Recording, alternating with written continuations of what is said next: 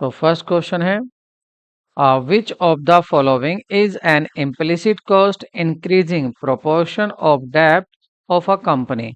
एक कंपनी के ऋणों में आनुपातिक वृद्धि करने की अंतर्निहित लागत निम्नलिखित में से कौन सी होगी। तो किसकी बात हो रही है, अंतर्निहित लागत में वृद्धि करने वाली। देखना है आपको, तो क्या होगी, कंपनी के पीई अनुपात में वृद्धि होना, या कंपनी की प्रत्याय दर में कमी हो जाएगी, या नए ऋणों पर कर ढाल उपलब्ध नहीं होगा, या समता अंशधारी अधिक प्रत्याय की मांग करने लगेंगे। तो सही ऑप्शन होगा आपका डी। जब एक कंपनी के ऋणों के अंतर्निहित लागतों में अनुपातिक वृद्धि होती है, तो याद रखना समता अंशधारी भी अधिक प्रत्याय की मांग करने लग जाते हैं। जैसे ही आपके अंतर्निहित लागतों में अनुपातिक वृद्धि होगी ऋणों के, तो समतांशधारी क्या करने लगेंगे, वो भी अधिक प्रत्याय की मांग करने लग जाते हैं। तो ऑप्शन आपका डी सही होगा। नेक्स्ट क्वेश्चन देखते हैं। किसी फर्म का परिचालन उत्तोलक और वित्तीय उत्तोलक क्रमशः थ्री थ्री है, ठीक है,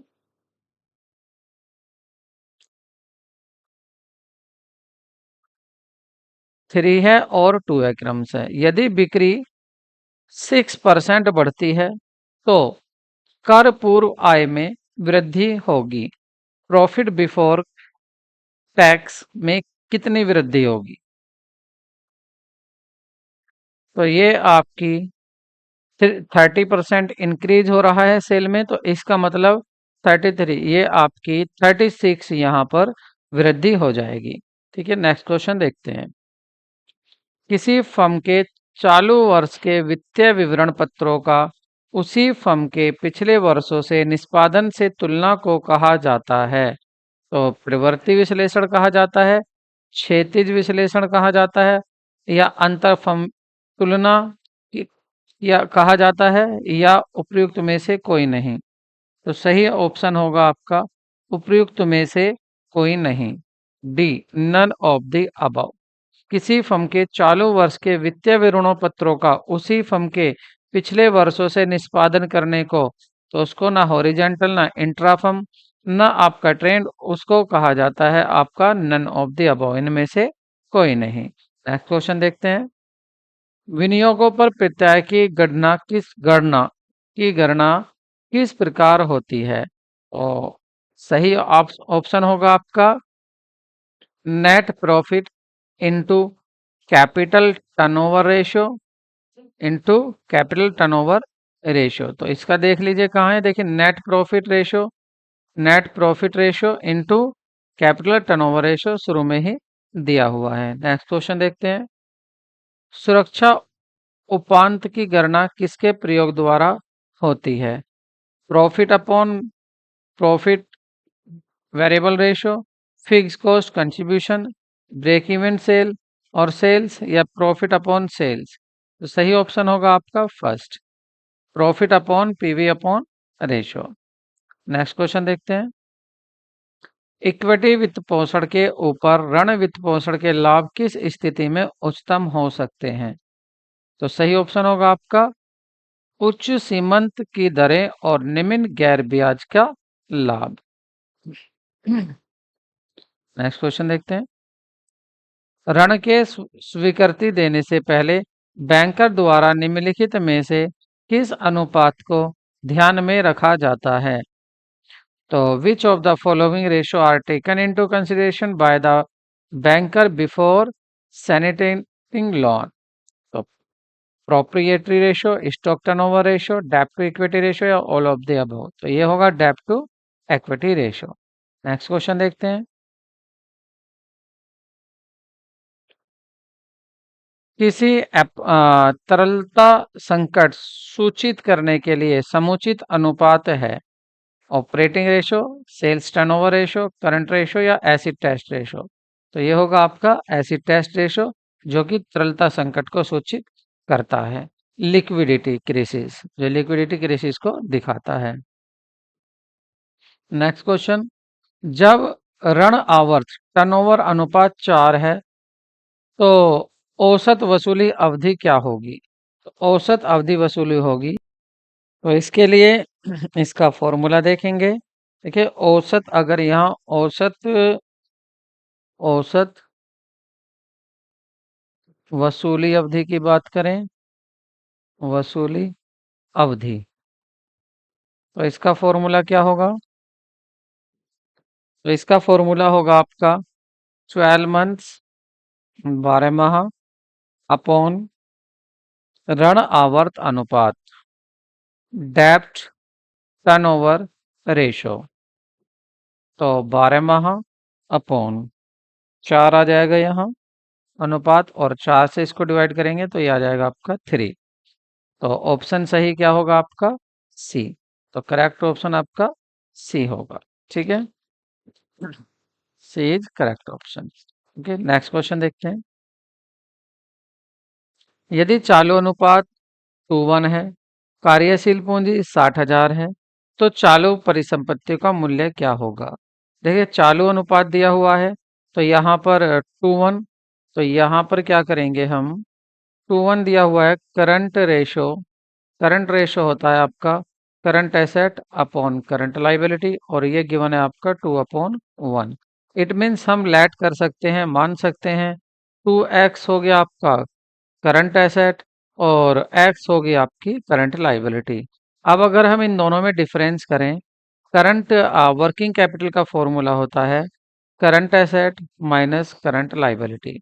यहाँ पर वर्किंग कैपिटल दी हुई है आपकी 60,000, करंट एसेट है आपका 2x माइनस करंट लाइबिलिटी आपकी x, तो क्या हो जाएगा? x आ जाएगा माइनस होकर, और इधर आ जाएगा आपका 60,000। इट मीन्स करंट लाइबिलिटी आपकी 60,000 है। यहाँ पूछा है चालू संपत्ति, तो यहाँ पूछा है 2x की वैल्यू, तो x 60 है तो 2x कितना हो जाएगा आपका? ये हो जाएगा आपका 60, और ये आप 2x हो जाएगा आपका 60 इंटू 2, मतलब 1,20,000। तो सही ऑप्शन क्या होगा आपका? सी, 1,20,000। नेक्स्ट क्वेश्चन देखते हैं। निम्नलिखित में से कौन सा क्षमता अनुपात के अंतर्गत आता है? मतलब कम्स अंडर एफिशिएंसी रेशो। तो एफिशिएंसी रेशो औसत वसूली अवधि को में आता है, इसके अंदर आवर्त वसूली में आता है, या आपका स्थिर संपत्ति आवर्त अनुपात में आता है, या इनमें से कोई नहीं। तो सही ऑप्शन होगा डी, इनमें से कोई नहीं। नेक्स्ट क्वेश्चन देखते हैं। निम्नलिखित पर विचार कीजिए। देखिए ऋण पत्र है, पूर्व प्रदत्त किराया, अर्जित ब्याज। ऋण पत्र, पूर्व प्रदत्त किराया, या अर्जित ब्याज।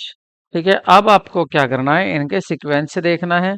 अब इनको आपको चालू दायित्व में सम्मिलित होगा, आपको देखना है करंट, सॉरी, चालू दायित्व मीन्स आपका करंट रेशो में क्या क्या शामिल होगा? तो आपको पता है करंट रेशो में क्या होता है? करंट एसेट होती हैं और करंट लाइबिलिटी होती हैं। तो यहाँ पर ऋण पत्र ये करंट नहीं होते, ये नॉन करंट होते हैं, ये शामिल नहीं होगा। प्रीपेड रेंट, ये आपका प्रीपेड रेंट करंट एसेट होती है, ये तो शामिल होगा। इंटरेस्ट एक्रूड, इंटरेस्ट क्या है? एक्रूड हो गया है, ये भी क्या होता है? अर्जित ब्याज, मतलब ये भी आपकी करंट एसेट होती है। तो इसका मतलब आपका सेकंड और थर्ड दोनों ही इंक्लूड होंगे। तो सेकंड और थर्ड किस में आ रहा है? सेकंड एंड थर्ड, फोर्थ नहीं होगा। ठीक है, क्यों? क्योंकि डिबेंचर क्या है आपके? डिबेंचर आते हैं आपके लॉन्ग टर्म डेप्ट में, तो यहाँ ऑप्शन में इसमें आपका सेकंड भी होगा। ठीक है, ये है आपका फोर्थ, और फोर्थ कहाँ है? वन, सेकंड और थर्ड। इट मीन्स इसमें इसका जो है क्वेश्चन में थोड़ी सी कमी हो गई है, थोड़ी सी गलती हो गई है क्या? इसमें फोर्थ भी ऑप्शन है, और फोर्थ ऑप्शन है इसमें बैंक ओवरड्राफ्ट। फोर्थ है यहाँ पर बैंक ओवरड्राफ्ट,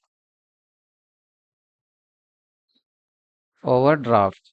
ठीक है, तो यहाँ बैंक अधिविकर्ष जो है बैंक ओवरड्राफ्ट, और यहाँ पूछा क्या है आपसे? चालू लाइबिलिटी पूछा है, ना कि करंट रेशो। क्या पूछ रहा है? करंट लाइबिलिटी पूछ रहा है, और करंट लाइबिलिटी में केवल क्या आता है आपका? करंट लाइबिलिटी में आता है बैंक ओवरड्राफ्ट। इसका मतलब केवल बी, करेक्ट आंसर क्या होगा आपका? केवल बी। मतलब fourth.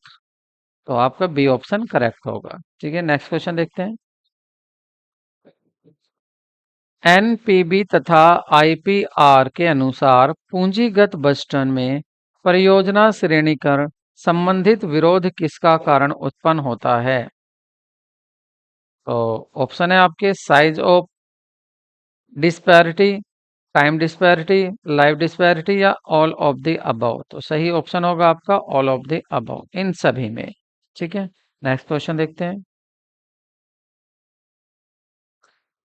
Current liability are the equal to, current liability किसके बराबर होती हैं? करंट एसेट में से वर्किंग कैपिटल माइनस कर दो या वर्किंग कैपिटल करंट एसेट कर दो। देखिए यहाँ पर बात हुई है करंट लाइबिलिटी की, तो वर्किंग कैपिटल का फॉर्मूला होता है current asset minus current liability. अब यहाँ पर पूछ रहा है कि करंट लाइबिलिटी, तो करंट लाइबिलिटी किसके बराबर हो जाएंगी? वर्किंग कैपिटल में से माइनस कर देंगे करंट एसेट और इधर आ जाएगा माइनस करंट लाइबिलिटी। लेकिन यहाँ माइनस है तो इस माइनस को हटाने के लिए हम क्या करेंगे? सभी के साइन चेंज कर देंगे। तो क्या आ जाएगा? देखो, वर्किंग कैपिटल माइनस में आ जाएगा, प्लस में करंट एसेट आ जाएगा और इधर प्लस में करंट लाइबिलिटी आ जाएगा। It means current asset plus में और माइनस वर्किंग कैपिटल। तो ऑप्शन आपका वन ही करेक्ट होगा, ए करेक्ट है ऑप्शन। नेक्स्ट क्वेश्चन देखते हैं। विच of the following is not the current liability, current liability इनमें से कौन सी नहीं है?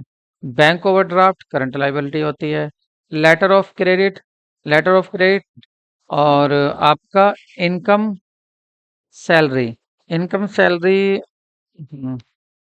ये सही है आपका अदत्त वेतन। थोड़ा सा गलत लिख दिया यहाँ पर, ये इनकम सैलरी नहीं है, ये इनकम सैलरी नहीं है, ये है आपका आउटस्टैंडिंग सैलरी, अदत्त वेतन। ठीक है, क्या है ये? अदत्त वेतन। तो इसको सही लिख लेते हैं, ये है आपका अदत्त वेतन, अदत्त, अदत्त वेतन मतलब आउटस्टैंडिंग सैलरी, जो आप पर ड्यू हो गया लेकिन आपने पेड नहीं किया। तो ये भी क्या है आपका? ये भी करंट लाइबिलिटी में ही आएगा, क्योंकि आपको देना चाहिए था। दे बिल, ये भी करंट लाइबिलिटी होती है, लेकिन लेटर ऑफ क्रेडिट ये आपकी करंट लाइबिलिटी नहीं होती है। तो ऑप्शन आपका बी सही होगा। ठीक है, नेक्स्ट क्वेश्चन देखते हैं। निम्नलिखित में से कौन सा चालू संपत्ति नहीं है? देखिए, रहतिया कैश, रहतिया आपका स्टॉक, स्टॉक चालू संपत्ति है आपका। प्रिलिमिनरी, प्रिलिमिनरी एक्सपेंसेस प्रारंभिक व्यय, या देनदारी लाइबिलिटी, या आपका कैश बैलेंस। यहाँ पूछा है चालू संपत्ति नहीं है। देखिए, रहती आपकी एसेट है, प्रारंभिक व्यय और देनदारी ये लाइबिलिटी है, तो ये तो है ही नहीं देनदारी। रोकड़ कैश ये भी आपका है और इसको भी आप फिक्टिशियस एसेट में शामिल करते हैं। लेकिन यहाँ पूछा है चालू संपत्ति कौन सी नहीं है, तो प्रिलिमिनरी, प्रिलिमिनरी एक्सपेंस ये चालू संपत्ति नहीं है। और यहाँ पर जो है सी ऑप्शन क्या है? ये देनदार हैं, और यहाँ पर लाइबिलिटी नहीं, देनदार होंगे। देनदार जो आपको पैसे देंगे इनको हम क्या बोलेंगे? डेटर्स बोलेंगे। ठीक है, देनदार नहीं, क्या आएगा यहाँ पे? Debtors.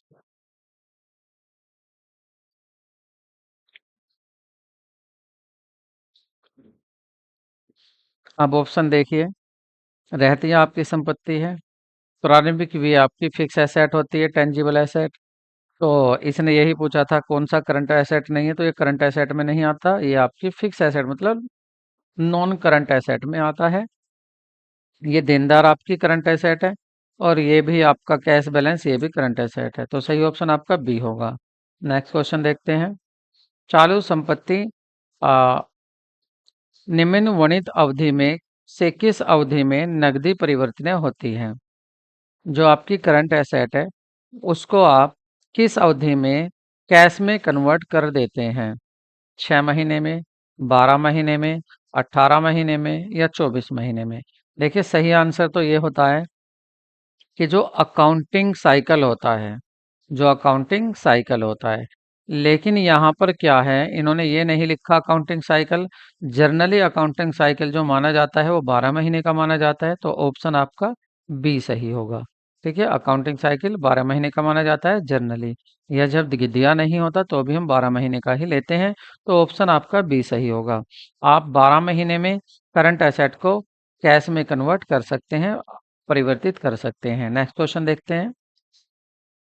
Which of the following is current liability? निम्नलिखित में से कौन सा एक चालू देयता है? तो करंट लाइबिलिटी पूछिए, यहाँ पर कौन सी है? कैपिटल या रिजर्व या आपका देय बिल या आपका डिबेंचर्स? देखिए, डिबेंचर्स आपके लॉन्ग टर्म लाइबिलिटी हैं। बिल्स पेबल क्या होते हैं? ये आपके करंट लाइबिलिटी होते हैं। ठीक है, तो ऑप्शन आपका सी सही होगा। नेक्स्ट क्वेश्चन देखते हैं। सूत्र जो है आपका ऋण अपॉन इक्विटी, डेप्ट अपॉन इक्विटी, इंग्लिश में क्या होगा? डेप्ट अपॉन इक्विटी। तो कह रहे हैं इसका प्रयोग होता है, किसकी गणना करने में होता है? ऋण और कुल निधियों के अनुपात देखने में, रेशो डेप्ट टू टोटल फंड्स में, ओनरशिप रेशो में, कैपिटल टर्नओवर रेशो में, या डेप्ट टू इक्विटी रेशो में। तो सही ऑप्शन होगा आपका डी, डेप्ट टू इक्विटी रेशो में। और नाम से ही पता चल रहा है इसका, डेप्ट अपॉन इक्विटी। नेक्स्ट क्वेश्चन देखते हैं। Accounting purchase of goods with a current ratio 2:1 will be. कह रहे हैं कि अकाउंटिंग परचेज ऑफ, तो यहाँ पर बात हो रही है आपके उधार, किसकी? उधार की बात हो रही है। तो यहाँ पर उधार परचेज की बात हो रही है। तो उधार परचेज से उधार परचेज से आप देखेंगे रेशो क्या है? करंट रेशो यहाँ पर दिया हुआ है, current asset upon current liability, और ये गिवन है आपका 2/1। हम यूं भी मान सकते हैं कि करंट एसेट कितनी है आपकी? हम कह सकते हैं 2 लाख। करंट एसेट 2 लाख है और करंट लाइबिलिटी मान रहे हैं हम कि 1 लाख। ठीक है, ये केवल मानी हुई है। तो यहाँ पर अगर हम उधार खरीद लेते हैं गुड्स को, तो क्या होगा? आपकी करंट एसेट बढ़ जाएगी। इधर तो आपकी करंट एसेट बढ़ जाएगी, गुड्स आ जाएगा, और नीचे आपकी लाइबिलिटी बढ़ जाएगी। मान लेते हैं हमने 1 लाख का और खरीद लिया उधार, तो ऊपर कितना हो जाएगा? 3 लाख का तो गुड्स हो जाएगा। ठीक है, 3 लाख का तो गुड्स हो जाएगा, और नीचे आपके 2 लाख रुपए का क्या हो जाएगा? आपके 2 लाख रुपए की लाइबिलिटी हो जाएगी करंट। अब आप डिवाइड करके देखेंगे तो रेशो क्या आएगा? अब आएगा 1.5।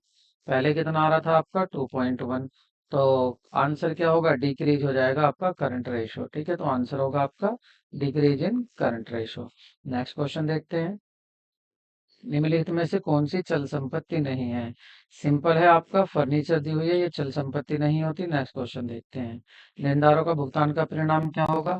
अगर आपने लेनदारों का भुगतान कर दिया, इसका मतलब क्या होगा? लेनदारों का भुगतान कर दिया तो इसका मतलब ये होगा कि आपकी करंट उधर, एक तो आपके क्रेडिटर्स कम हो गए, करंट लाइबिलिटी कम हो गई, और उधर आपका करंट एसेट कम होगी। तो इस कंडीशन में क्या हो जाएगा? टोटल जो लाइबिलिटी और टोटल एसेट दोनों में कमी आ जाएगी, क्योंकि उधर ऊपर तो आ रही है आपकी कैश में कमी, करंट एसेट, और नीचे करंट लाइबिलिटी में कमी हो रही है। तो ऑप्शन आपका डी होगा। नेक्स्ट क्वेश्चन देखते हैं। सुरक्षा का अवशेष निम्न में से किसके बराबर होता है? तो ये होता है आपका सेल्स रेवेन्यू मैंने minus sales revenue at a break even point. Next question देखते हैं। चालू अनुपात बढ़ाया जा सकता है, तो चालू चालू आपकी जो संपत्तियां हैं उसको अधिक दिखाकर बढ़ाया जा सकता है। नेक्स्ट और लास्ट आज का क्वेश्चन, संपत्ति आवर्त अनुपात को हम देखते हैं। तो कैसे देखते हैं हम? कितनी संपत्ति का विक्रय होना है, या संपत्ति में वृद्धि विक्रय संबंध क्या है, या संपत्ति का विक्रय मूल्य क्या है, संपत्ति का बाजार मूल्य क्या है? तो सही ऑप्शन होगा आपका बी, संपत्ति का शुद्धम विक्रय क्या है। तो आई होप आपको वीडियो अच्छी लगी होगी। वीडियो को लाइक करें, चैनल को सब्सक्राइब करें। मिलते हैं नई वीडियो में। Take care, bye bye.